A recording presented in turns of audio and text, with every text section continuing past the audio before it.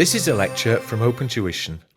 To benefit from the lecture, you should download the free lecture notes from opentuition.com. So, having in the last video gone through there and looked at your margins, gross operating and profit for the year or net margin, we're just going to move on to other ratios that won't be as familiar to you as what you've seen previously in financial accounting. They may have been touched upon, but you tend to remember the margins. That's what everybody remembers. Okay, it's because you do it first. It's reasonably straightforward. We're now going to look at two additional margins now. Careful. Two additional ratios being your asset turnover and your return on capital employed. Okay. So your asset turnover effectively is looking at your efficiency within your performance. So how well are you using your assets to generate turnover, to generate revenue? And we look at it as a number of times. So the number of times that the capital that you employ within the business goes into generating the revenue. So the capital employed, by definition, is your equity plus your net debt. So all of the equity section, share capital, share premium, retained earnings, other components of equity. That's all your equity within the statement of financial position, not a market value, just within the statement of financial position, the book value that is there. You then add to that your debts, so any interest-bearing debts, so debentures, any bank loans, any finance lease liabilities that you have, they all go through there and generate or incur you interest. So therefore, that is debt, interest-bearing. But you should look at your net debt. So effectively what we should do is we should deduct the cash balance that you have within your financial statement, because that cash isn't doing anything. It should be doing something, which is effectively paying off your debt. So we look at the net debt figure. Okay, what have we got left after using that cash to pay off any outstanding debt? So effectively what we do is you can work out your capital employed as your equity plus net debt. It's much more straightforward to do it in that fashion, as opposed to looking at all your non-current assets, your current assets, and then your liabilities, which are non-interest bearing. So such as tax liabilities, your trade payables. You have to add and subtract lots of figures there. Capital employed is what you use within your business, is what you're financing your business with effectively to buy those assets, to incur those liabilities. So we just look at the equity and the net debt. Okay. Clearly the number of times, the number of times that we're generating revenue using our capital base, the better that business is doing. We can see a better improvement, can't we? But again, you need to be careful, because if you're looking at a manufacturing business compared to a service entity, the capital employed could be considerably different. Okay, that the service entity doesn't need as much external financing and equity and debt investments as what a manufacturing or a construction company would need. Okay, they have much higher amounts of assets, property, plant and equipment, so therefore they have much higher amounts of external investment. Okay. We've then got your return on capital employed, which although I look at last, it's sort of like your all-encompassing overall headline figure. So effectively you could actually look at it first, because what you've got there, it's very literal. It's the return, so the profit that you make on your capital employed. Okay, to be able to go through there and see whether or not overall a business has performed better or worse than last year. Because if you look at the headline profit figures, it might look as if we've made more profit than what we did last year. But what about the capital employed? Okay, what asset base have we got? What capital have we used to help us generate those profits? You know, if we've put in a lot more capital this year and haven't seen a substantial enough increase in profits, then our performance could be worse. Okay.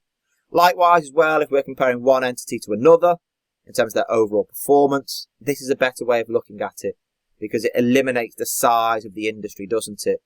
You could have a business with high profits, high capital employed, compared to lower profits and lower capital employed, and by dividing one by the other, it removes those size and looks at it at a relative basis, based upon a percentage. So just be careful when you're looking at the return that we make from the capital that's invested. we want to look at the return before any repayments are made to those equity and those debt holders. So we need to look at your operating profit, your profit before interest and tax divided by capital employed, your equity plus net debt, like we mentioned previously. We've just got a little illustration here to throw in about your return on capital employed using businesses that may or may not be familiar to you, depending upon where you are in the world.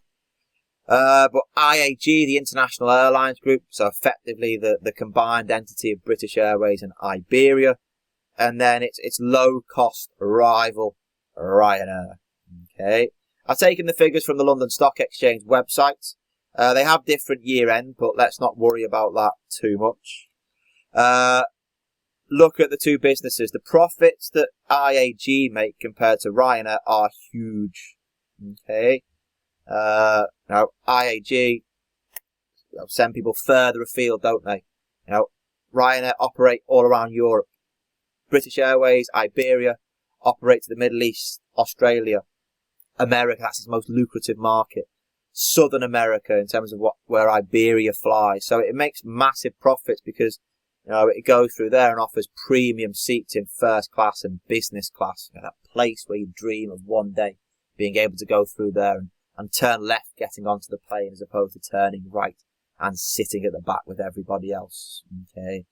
But the key bit there is you can see that IAG, from a profit perspective, its operating profits are much higher. Okay. But look at the return on capital employed. I think that's quite interesting, isn't it? Ryanair has a higher return on capital employed, so therefore has a better performance. Okay. Now, why? Well, British Airways, Iberia, that they have fancy terminals at Heathrow, Terminal 5. They have fancy terminals, Iberia do, in Madrid. So that increases their asset base. They have bigger planes. Okay, Ryanair's is just a fleet of Boeing 737s, isn't it? If memory serves me right. IAG will have those big Airbus A380s, the Dreamliner, the 787, 777, maybe some 747s, the old boy, floating around. So it has a bigger capital employed base and bigger profits. Ryanair has a much smaller level of profits because it doesn't sell the tickets for as much. Okay. So lower profits and a lower capital employed base. It flies to the cheaper airports. It doesn't have big shares within the airport. It will just have one or two check-in desks. So again, much more smaller capital employed base. And what that then allows it to do is it allows it to actually perform better at this moment in time than what IAG are doing, the International Consolidated Airlines Group, to give it its full correct name. And what you can do, this might be taking it a little bit too far, but I think it's really useful to have a look at, because your return on capital employed you have there, but what you can do is you can actually break it down into two separate areas to look at why that return on capital employed may have moved. If you go through and take your profit before interest and tax and divide it by sales, and then multiply your sales divided by your capital employed, then hopefully what you can see is that the sales figures would cancel top and bottom of the fraction. And you'd then be left with profit before interest and tax. So operating profit divided by capital employed. Now, that gives you your return on capital employed, doesn't it? Okay, so why is that useful? Why have we separated it out? Well, profit before interest and tax divided by sales is your operating margin, isn't it? Sales divided by your capital employed looks at how efficiently you're running your business and your asset turnover. And that's where you can begin to look at then the differences between IAG and Ryanair, can't we? Ryanair's operating margin is going to be much smaller, isn't it? Okay, it has pretty high costs, similar to what we have with regards to IAG, but the ticket prices are much lower. So they have a much lower operating margin, but their asset turnover, they're very efficient, aren't they, in the way that they use that capital to generate the sales. Okay, whereby it's probably the other way round, isn't it, for the IAG group? They have a much higher operating margin because they can charge higher ticket prices, whereby they're a little bit less efficient in terms of the utilisation of their assets. If you think about Ryanair's planes, they come in, they land, parks, everybody gets off, everybody gets on, it takes off again. British Airways, Iberia, big plane lands, it parks, everybody gets off. The whole plane is cleaned and made smart, ready for the next group of passengers. It takes a few hours before that then is then able to fly back off to Australia, the Middle East, America or South America. So a little bit less efficient in that respect. But you can then go through and look at those and think, well, right, Ryanair had a better overall return on capital employed than IAG. What has caused that to happen? Okay, and you can then look at the movement in the operating margin to see whether or not maybe it started to sell ancillary services on top of the ticket sales, so maybe car hire. I think they've now launched Ryanair Hotels. Okay, so again, bringing in more revenues on hopefully cheaper cost bases. So maybe their margins are beginning to improve. Now they've really got to try and make sure they keep their costs down to get that improvement in the margin. So it's a really useful tool to take your return on capital employed, to have it as a headline figure, to look at the performance year on year or from comparing one business to the other to see what's done better, and then being able to split it out to really drill down into the reasons why that's happened. Okay, so that sort of brings to an end what we have gone through there and looked at in terms of the analysis of a company's performance.